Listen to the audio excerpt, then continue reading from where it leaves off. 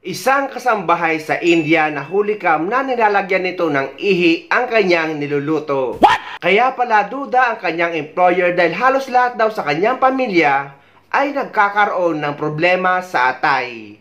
Mababuyan ang pinairal ng balahurang kasambahay sa India. Nasa pool sa video ang mapanghinyang secret ingredient sa pagkain ng kanyang amo. Nako, panoorin po natin to. Walang kaalam-alam ang babaeng yan sa India na sa pool siya ng hidden camera. Siya si Rina, isang kasambahay. Duda ng kanyang amo baka nilalason sila ni Rina dahil lahat daw sila nagkakaproblema sa atay. Ang mapanghing sekreto ng kasambahay na booking sa maikling video na ito. Kitang isinara niya ang pintuan ng kusina, saka itinaas ang kanyang damit at pumwesto patagilid. Hindi malinaw na nakuna ng video pero base sa ikinilos ni Rina, lumalabas na umihi siya. Yan daw ang secret ingredient ng balahurang kasambahay. Agad namang inaresto ng mga otoridad si Rina.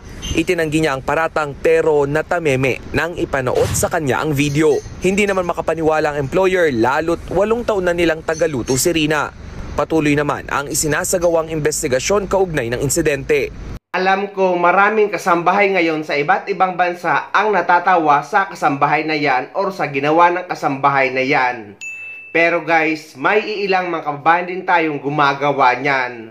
Sa kadahilanan na babait daw ang employer kapag nilagyan ng ihi or dura ang pagkain o kaya naman ang tsaa ng employer. What?